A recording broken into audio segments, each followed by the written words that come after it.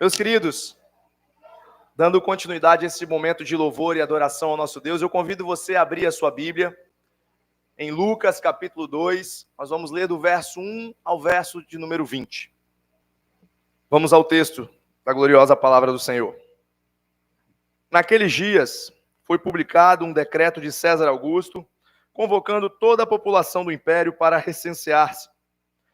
O primeiro recenseamento, foi feito quando Quirino era governador da Síria. Todos iam alistar-se, cada um à sua própria cidade. José também saiu da Galiléia, da cidade de Nazaré, e foi para a Judéia até a cidade de Davi, chamada Belém, por ser ele da casa e família de Davi, a fim de alistar-se com Maria, sua esposa, que estava grávida. E aconteceu que, estando eles ali, chegou o tempo de ela ter a criança.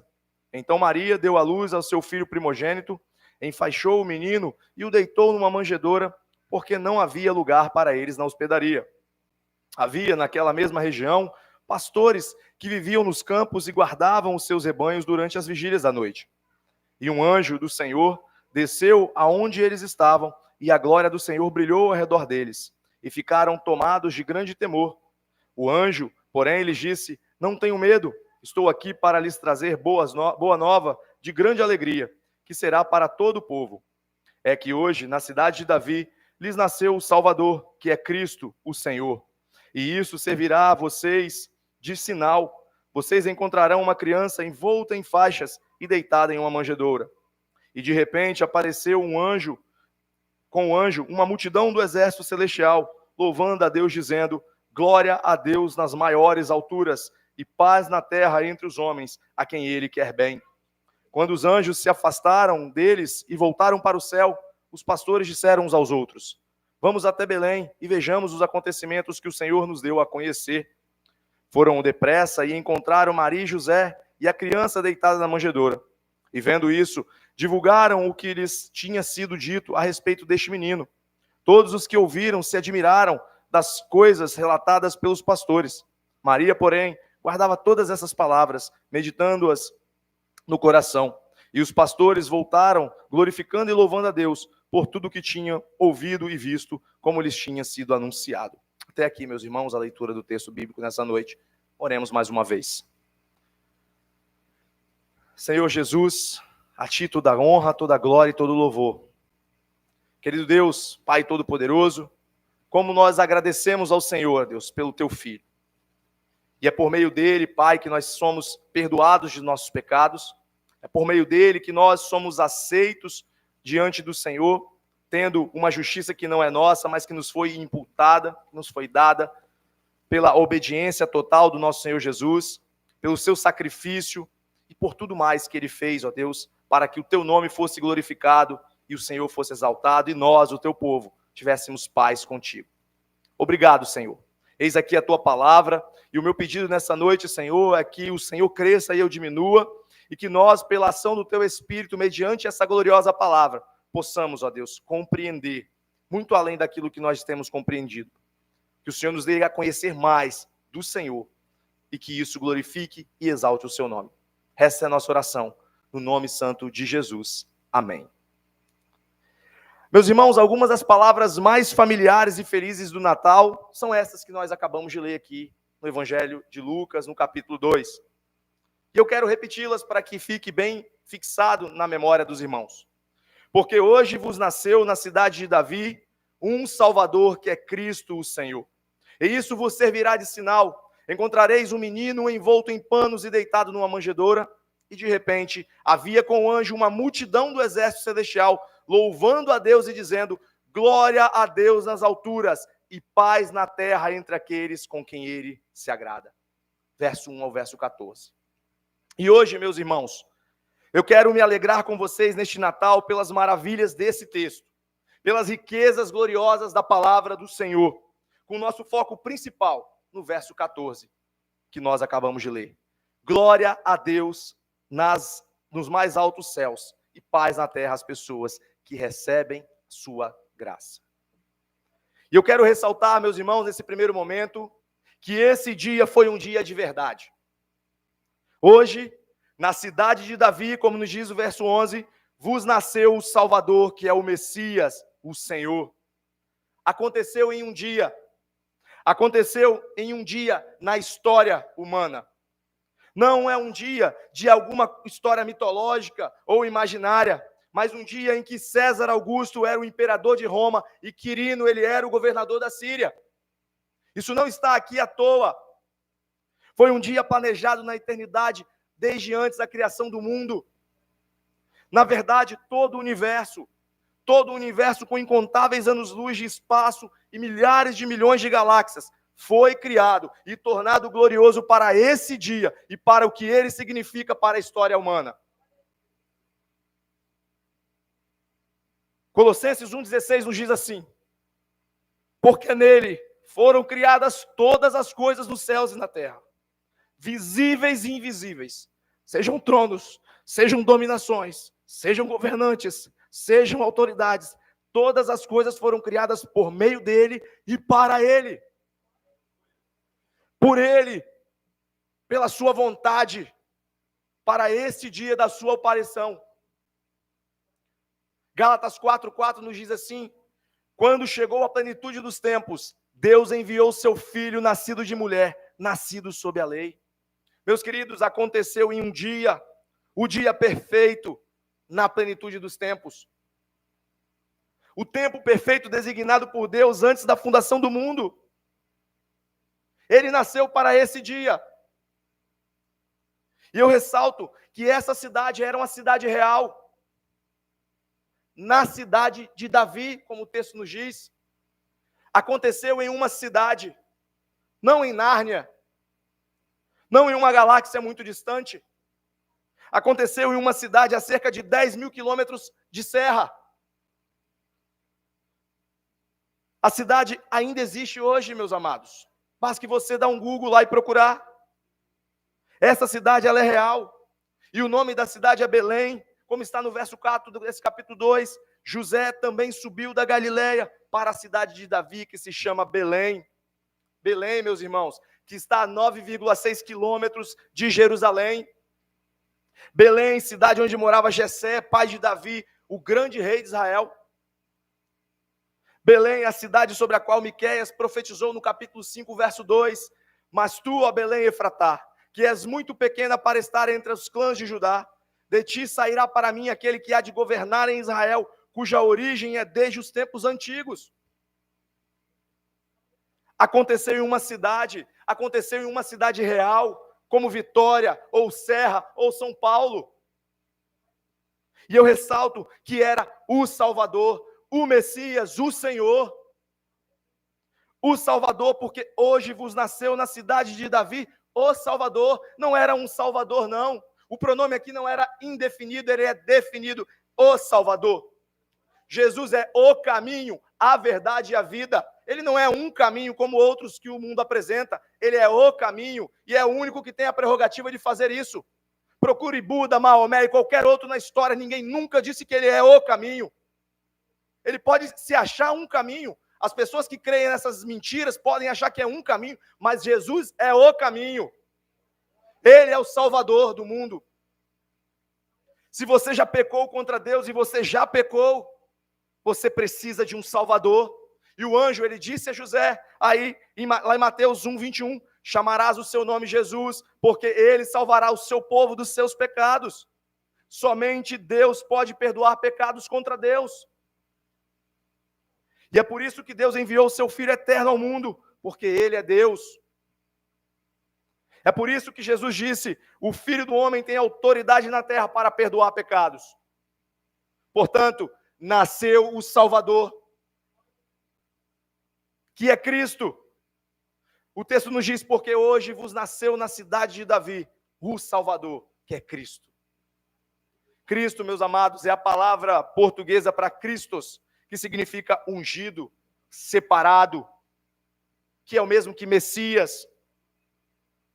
E este é aquele que há muito tempo era previsto, há muito tempo esperado, aquele ungido acima de todos os outros, como está no Salmos 45. O último rei ungido, o último profeta ungido, o último sacerdote ungido. Nele todas as promessas de Deus dizem sim. Como está em 2 Coríntios 1:20. Ele cumpriria todas as esperanças e sonhos do piedoso Israel. E mais, muito mais. Porque ele também é o Senhor. Porque hoje vos nasceu na cidade de Davi o Salvador, que é Cristo, o Senhor. Queridos, ele é o governante, ele é soberano, ele é o todo-poderoso, ele é o Pai eterno. Ele é o Senhor do universo. Isaías 9, versos 6 ao 7 nos diz: afinal, um menino nos nasceu, um filho nos foi concedido, e o governo está sobre os seus ombros. Ele será chamado Conselheiro Maravilhoso, Deus Todo-Poderoso, Pai Eterno, Príncipe da Paz. Ele será descendente do rei Davi. O seu poder como rei se multiplicará sobremaneira, e haverá plena paz em todo o seu reino. As bases do seu governo serão a verdade e a justiça, desde agora e para sempre. O zelo de Yahvé, o Senhor dos Exércitos, fará com que tudo isso se realize. Louvado seja o nome do Senhor. E eu ressalto, irmãos, o Natal em sua totalidade. O Senhor da governança soberana, universal e sem fim. O Senhor de todos os senhores. Num dia, uma história real, em uma cidade, em um mundo real, o Salvador para tirar toda a nossa culpa, o Cristo para cumprir toda a nossa esperança, o Senhor para derrotar todos os nossos inimigos e nos tornar seguros e satisfeitos para sempre. Então, eu me alegro com vocês neste Natal, porque temos o grande Salvador, Jesus Cristo, o Senhor, nascido em um dia, em uma cidade para nos salvar dos nossos pecados, meus queridos, dos muitos nossos pecados. E eu quero destacar para vocês nessa noite 2 grandes propósitos para esta ótima notícia que nós estamos recebendo aqui nesse texto.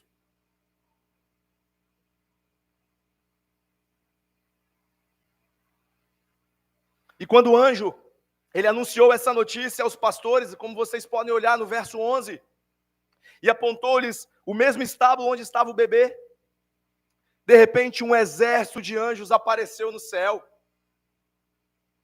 Evidentemente, um anjo, ele pode trazer a notícia, mas não é suficiente que um anjo sozinho responda à notícia. Porque o significado dessa notícia, o resultado final dessa notícia, exigem um exército de anjos. Olha o verso 13. E de repente havia com o anjo uma multidão do exército celestial. Era um exército, meus irmãos, louvando a Deus e dizendo: glória a Deus nas alturas e paz na terra entre aqueles com quem ele se agrada. E a alegre notícia de que num dia, na perfeita plenitude dos tempos, na perfeita cidade profetizada, nasceu o Salvador, que era Cristo, o Senhor. E essa notícia tem 2 grandes resultados. 2 grandes propósitos. Glória a Deus nas alturas e paz na terra entre aqueles de quem ele se agrada. E nesse verso, nós temos aqui os 2 grandes propósitos, revelado para nós pela palavra do Senhor. A vinda dessa criança foi a maior revelação da glória de Deus, mesmo entre as alturas do céu. E a vinda dessa criança trouxe paz ao povo de Deus. Ele foi glorificado. E hoje, por isso, nós temos paz com Deus. Paz ao povo de Deus, que um dia encherá toda a terra com justiça e paz. Isaías 9:7 diz: do aumento do seu governo e da paz não haverá fim. E em primeiro lugar, eu quero destacar aos irmãos que Deus, ele é glorificado porque essa criança nasceu. Em segundo lugar, a paz deve espalhar-se por todo lado onde essa criança ela é recebida.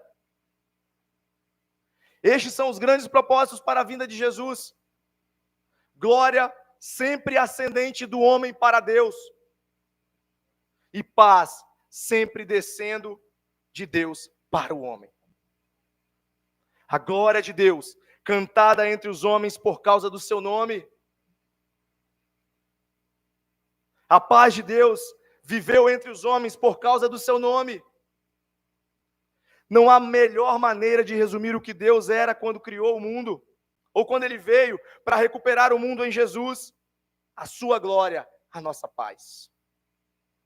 Sua grandeza é a nossa alegria, meus irmãos. A sua beleza tem que ser o nosso prazer. E o objetivo da criação e da redenção é que Deus, ele é glorioso e ele pretende ser conhecido e louvado pela sua glória por uma nova humanidade cheia de paz. Para experimentar a paz que somente ele traz. E essa paz não é a paz como o mundo dá, mas é uma paz em meio à guerra. É uma paz que excede todo o entendimento, porque nós temos a Cristo. Glória a Deus nas alturas e paz na terra entre aqueles com quem ele se agrada. A antiga versão King James, ela traduziu o verso 14 na sua parte B da seguinte forma: e paz na terra, boa vontade para com os homens. E praticamente todas as traduções modernas, elas concordam que essa não foi uma tradução muito precisa. A NVI, por exemplo, ela diz o seguinte: e na terra, paz aos homens sobre as quais repousa o seu favor. E a questão é que, embora a oferta de paz de Deus se estenda a todos, apenas o seu povo escolhido, as pessoas que recebem a Cristo e confiam nele como Salvador, Messias, Senhor, experimentarão a paz que ele traz. E nós temos um vislumbre desse significado maravilhoso em Lucas capítulo 10, versos 5 e 6. Jesus diz aos seus discípulos ali: em qualquer casa que vocês entrarem, diga primeiro, paz seja nesta casa. Vejam, essa é uma oferta de paz a todos. E se um filho da paz estiver lá, a sua paz repousará sobre ele. Mas se não, ela retornará a você. A paz de Deus em Cristo, ela é oferecida ao mundo, mas só os filhos da paz a recebem. E como saber se você é um filho da paz? Como você sabe se faz parte da promessa dos anjos? Paz entre aqueles com quem ele se agrada. E a resposta, meus amados, é que nós acolhemos o pacificador. Nós recebemos a Jesus como Senhor e Salvador das nossas vidas. E meu grande desejo para vocês nesse Natal é que vocês desfrutem dessa paz, meus amados. Que cada um de nós desfrutemos dessa paz maravilhosa. Nós sabemos que existem aspectos globais dessa paz que estão no futuro. Como está em Abacuque 2,14, a terra se encherá do conhecimento da glória do Senhor, como as águas cobrem o mar.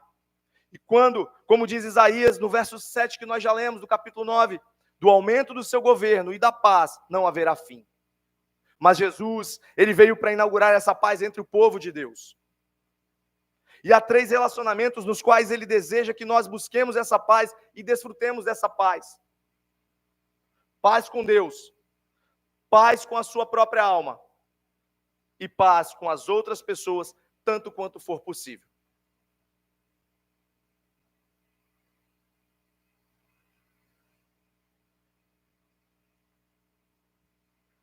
E por paz eu quero dizer não apenas a ausência de conflito, a ausência de animosidades, mas também a presença de uma tranquilidade alegre, a presença de uma riqueza de comunicação interpessoal, o tanto quanto nós fomos capazes de manter.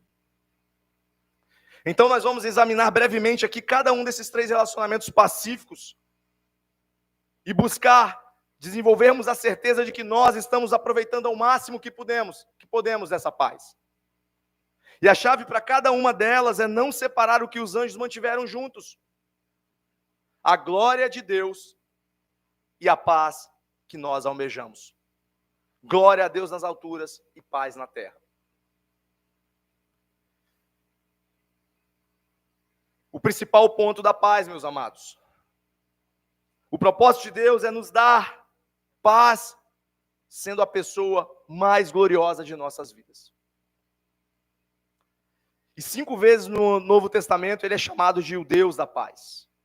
Romanos 15, 16, Filipenses 4, 9, 1 Tessalonicenses 5, 23, Hebreus 13.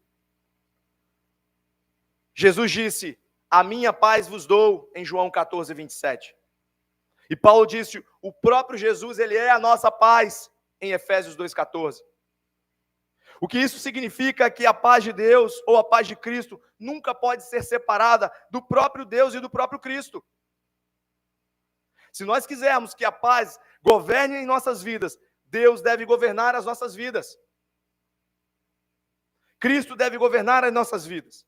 O propósito de Deus não é nos dar paz separada dele mesmo. O seu propósito é nos dar paz, sendo ele a pessoa mais gloriosa de nossas vidas. Portanto, a chave para a paz é manter unido o que os anjos mantêm unidos, a glória de Deus e paz ao homem. Um coração decidido a mostrar a glória de Deus conhecerá a paz de Deus. E o que mantém os dois unidos, meus amados, Deus recebendo a glória e nós obtendo paz, é acreditarmos ou confiarmos nas promessas de Deus obtidas pelo nosso Senhor e Salvador Jesus Cristo. Romanos 15, 13 é um daqueles textos que eu costumo dizer que são fundamentais e que apontam para este papel crucial da fé. Que o Deus da esperança os encha de toda alegria e paz na fé. A fé foi um tema central da Reforma Protestante. Por isso, a Igreja Reformada se empenhou muito em estudar o que é a fé bíblica. E destacou 3 aspectos da fé nesse processo de busca profunda por essa importante doutrina das Escrituras. E o primeiro aspecto implica em um conhecimento intelectual. E foi denominado pelo termo latino de notitia. E basicamente esse aspecto significa o seguinte: crer na informação. Ou seja, ele destaca o conteúdo sobre o qual alguém tem fé. E isso indica que não adianta simplesmente crer. É necessário crer na informação correta. E o segundo aspecto diz respeito à concordância acerca da verdade dessa informação. E esse aspecto é chamado de ansensus, outro termo em latim, que implica num assentimento intelectual. Isso indica que não basta apenas crer no conteúdo correto, mas é necessário estar persuadido da verdade desse conteúdo. E um exemplo que pode ajudar na compreensão desse ponto para nós é o fato de que os demônios também creem. Sim, o diabo e os demônios, eles creem e conhecem a verdade acerca de Deus. Tiago, capítulo 2, verso 4, nos diz isso. No entanto, eles não possuem a fé verdadeira, a fé salvadora. E o terceiro aspecto que nós temos aí, que também é outro termo no latim, que significa findúcia. E ele expressa especialmente o sentido de confiança pessoal daqueles que possuem a fé verdadeira.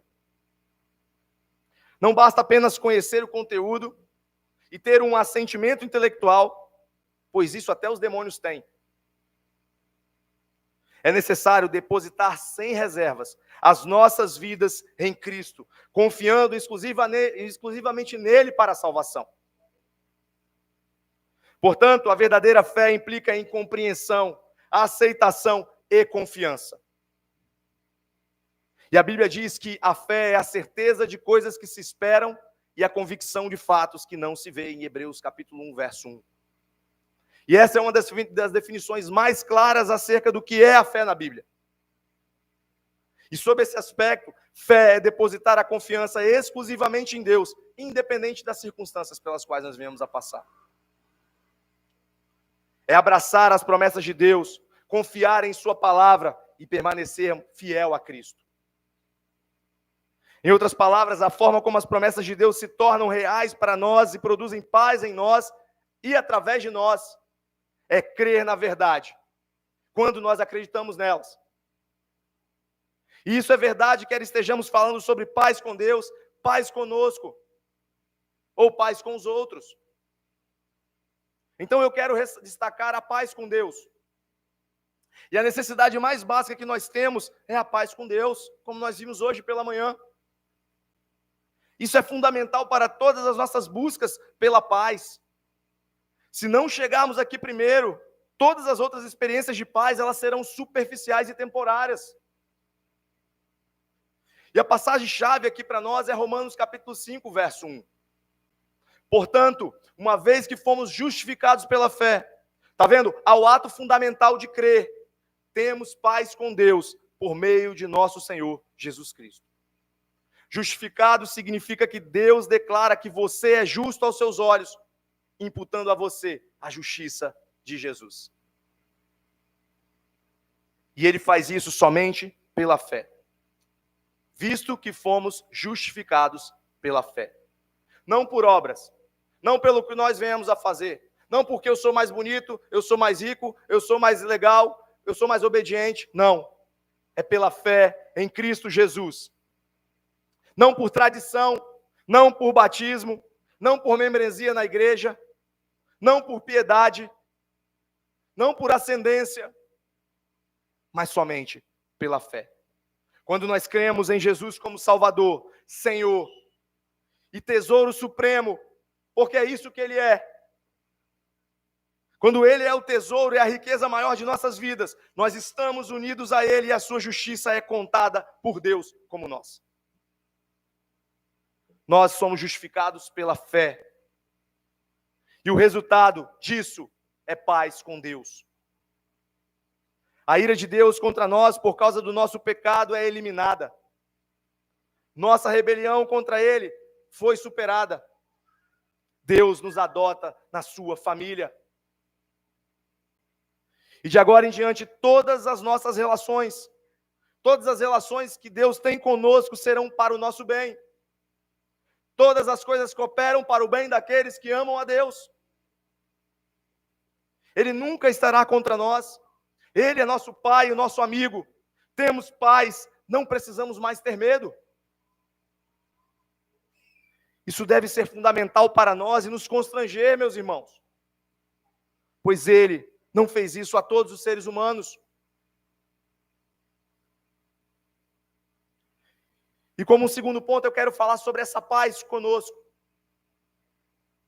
E porque nós temos paz com Deus, por sermos justificados pela fé, nós podemos começar a crescer na alegria da paz com nós mesmos.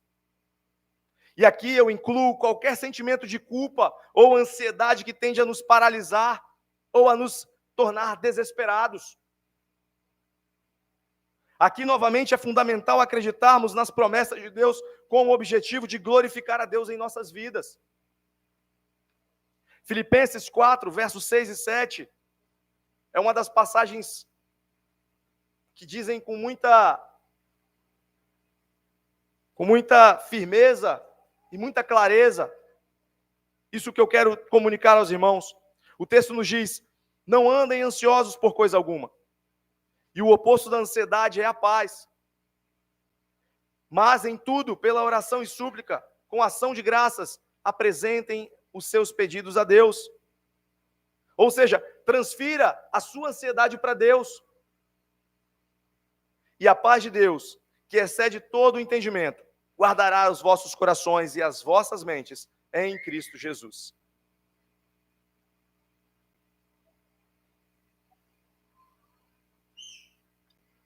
E a imagem aqui é que os nossos corações e as nossas mentes estão sob um ataque. E como estão, irmãos? Constantemente. Culpa, preocupações, ameaças, confusões, incertezas. Todas essas coisas ameaçam a nossa paz. E Paulo, ele diz que Deus, ele quer guardar os nossos corações e as nossas mentes. Ele nos protege com a sua paz. Ele nos protege de uma forma que vai além do que a compreensão humana pode compreender. Nós não podemos limitar a paz de Deus pelo nosso entendimento finito das coisas. Ele nos dá uma paz inexplicável, uma paz que está acima daquilo que nós podemos racionalizar. E Ele faz isso quando levamos nossas ansiedades a Ele em oração e confiamos nele. Confiamos que Ele carregará para nós os nossos problemas e Ele nos ajudará. Ele irá nos proteger. E quando nós fazemos isso, quando nós vamos até Ele e lembramos que já temos paz com Ele, E quando nós confiamos nele como nosso amoroso e todo-poderoso Pai Celestial para nos ajudar, a sua paz, ela chega até nós e nos firma e nos protege dos efeitos incapacitantes que o medo ocasiona, da ansiedade e da culpa. E então nós seremos capazes de seguir em frente. E o nosso Deus, ele vai receber a glória pelo que nós fazemos, porque nós confiamos nele. E a minha exortação para cada um de nós nessa noite é que nós, a partir de hoje, devemos fazer isso. Leve as suas ansiedades a Deus, caso você não venha desenvolvendo isso, não venha fazendo isso. Conte a Ele sobre elas, peça a Ele que o ajude, peça a Ele que proteja você, que Ele restaure a sua paz, e então que Ele use você para a glória do nome dEle. E como um terceiro ponto, nós temos a paz com os outros.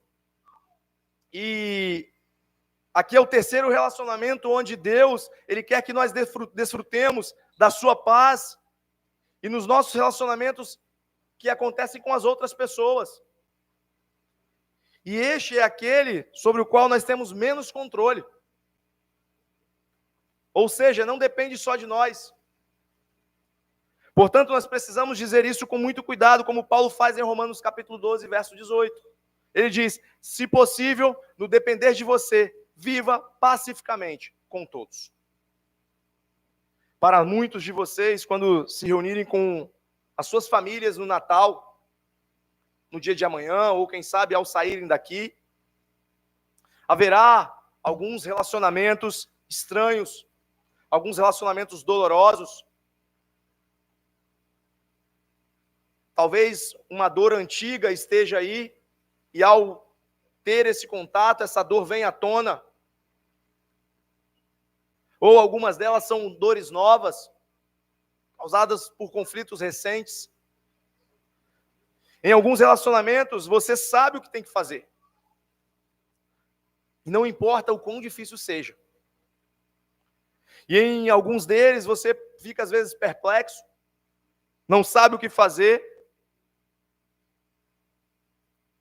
Mas em ambos os casos, o que nós devemos fazer, em ambos os casos, a chave é confiar nas promessas de Deus com a consciência sincera de como Ele perdoou a cada um de nós através de Cristo. E eu acho que o texto que reúne isso de uma maneira muito eficiente, repetidas vezes, é Efésios capítulo 4, versos 31 e 32. O texto lá diz assim, toda amargura, cólera, ira, gritaria e blasfêmia sejam eliminadas do meio de vocês. Bem como toda maldade, pelo contrário, sede bondosos e compassivos uns para com os outros, perdoando uns aos outros da mesma maneira como Deus vos perdoou em Cristo. Cultive continuamente um sentimento de espanto, porque, apesar de todos os seus pecados, Deus perdoou você através de Cristo. Meus amados, nós devemos nos surpreender por termos paz com Deus. E é esse sentimento de espanto de que eu, um pecador, de que eu tenho paz com Deus, que torna o coração terno, bondoso e misericordioso. Estenda isso aos outros, 70 vezes 7, como as Escrituras nos ensinam. Mas saiba que isso pode ser jogado de volta no seu rosto. Certamente foi jogado de volta no rosto de Jesus lá na cruz. E isso dói. Isso pode nos deixar amargos se nós não tomarmos cuidado. Mas nós não podemos deixar.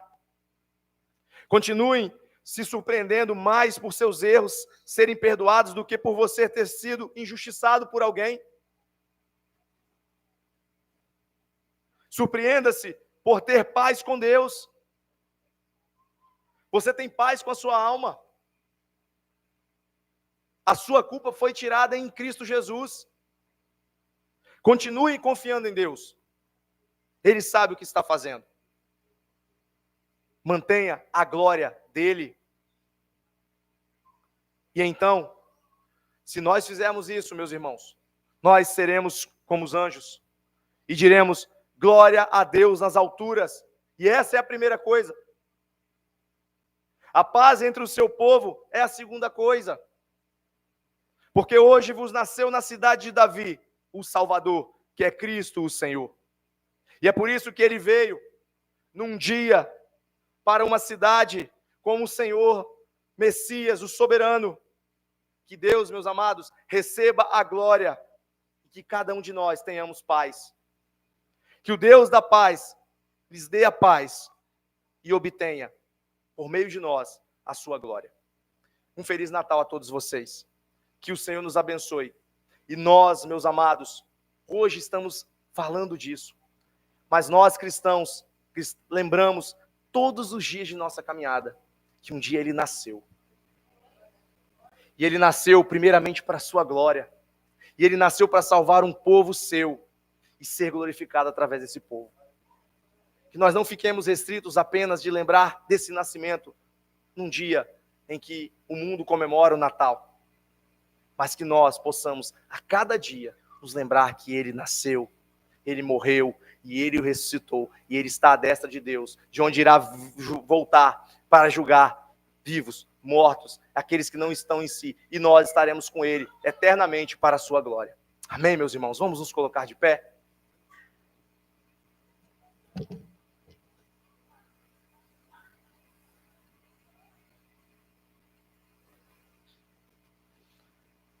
Pai, nós não sabemos nem o que dizer, Pai, diante da Tua palavra. Senhor, muito obrigado, Senhor, porque um dia, sem que nós tenhamos nenhum tipo de explicação, o Senhor decidiu, ó Pai, salvar pecadores como nós. O Senhor decidiu, ó Deus, amar pessoas que não são amáveis, amar pessoas que se rebelaram contra o Senhor. Obrigado, Senhor, porque um dia, no plano eterno, a Trindade se uniu para criar o plano da redenção, do qual nós hoje, enquanto igreja, fazemos parte. Pai, que isso nos leve a cada vez mais sermos gratos diante do Senhor, a contemplarmos, Senhor, o seu amor, a contemplarmos também todos os seus atributos, como a sua justiça, a sua ira. Ó Deus, e todos os outros que o Senhor tem, Pai, que não há palavras para mencioná-los. Deus, nós te louvamos, Senhor, porque o Senhor escolheu a tua igreja, e o Senhor tem cuidado de nós, o Senhor tem se revelado a nós, o Senhor tem nos transformado, o Senhor tem nos feito, Senhor, caminhar em meio ao mundo em trevas, sendo sal e luz. E isso, Pai, não é mérito nosso, isso é o Senhor que tem agido nos nossos corações. Obrigado, Senhor, por cada filho seu espalhado ao redor desse mundo, por cada um daquele que o Senhor salvou desde antes da fundação do mundo, aqueles que já ouviram o seu chamado, e por aqueles, Pai, que ainda ouvirão. Deus, nos use, Senhor, enquanto igreja, para pregar as boas novas, Senhor. Para pregar a todos. E aqueles que são seus ouvirão o seu chamado eficaz, Pai, e virão à tua presença. Deus Santo, muito obrigado por esse privilégio, Senhor. Não nos deixa esquecermos dessa dádiva. Ajuda-nos a andarmos na sua luz, a sermos obedientes à tua palavra, a crescermos juntos, ó Pai, na graça e no conhecimento do Senhor. Dai-nos mais amor pelo Senhor, Pai. Ajuda-nos a vivermos de forma intensa esse amor. Ó Deus, que nós já comecemos aqui e agora a vivermos uma vida que o glorifique, porque é isso que nós faremos eternamente. Senhor Deus, Pai Todo-Poderoso, obrigado pela tua palavra. Agradecemos por Jesus, nosso Senhor, nosso Salvador. Obrigado, Senhor, porque o seu plano é perfeito. Obrigado porque o Senhor tem revelado isso aos seus pequeninos, a pequeninos como nós. Ajuda-nos a sermos mais humildes, Senhor, tamanho aquilo que o Senhor tem feito, a confiarmos mais no Senhor, a confiarmos e depositarmos tudo, Senhor, diante de Ti. Ajuda-nos, Senhor, a caminharmos. Ajuda os nossos irmãos espalhados ao redor do mundo, Pai, em meio às suas dificuldades. Que o Senhor possa nos usar nesse momento, Senhor, e em todos os outros que nós tenhamos a oportunidade de apresentar a verdade do Teu Evangelho para aqueles que perecem. Ajuda-nos, Senhor, dai-nos sabedoria, discernimento e capacidade pelo poder do Teu Espírito para fazermos, Senhor, com amor direcionado segundo a Tua palavra. Assim nós oramos, querido Deus, te agradecendo por esse momento de culto ao Senhor. Agradecendo porque o Senhor falou com a Tua igreja. Que essa paz que excede todo entendimento esteja sobre cada um de nós, Deus. E que possamos andar na Tua presença em todo o tempo. Obrigado, Senhor, pelo Seu nascimento. Louvado seja o Teu nome. Junto com os anjos nós louvamos, Senhor, enquanto o Teu povo, enquanto a Tua igreja. Porque o Senhor é o único digno de louvor e adoração. Que o amor de Deus, que a graça redentora do nosso Senhor e Salvador Jesus Cristo e as doces consolações do Espírito Santo esteja sobre cada um de vocês. A igreja diga: vão em paz, meus irmãos. Um Feliz Natal.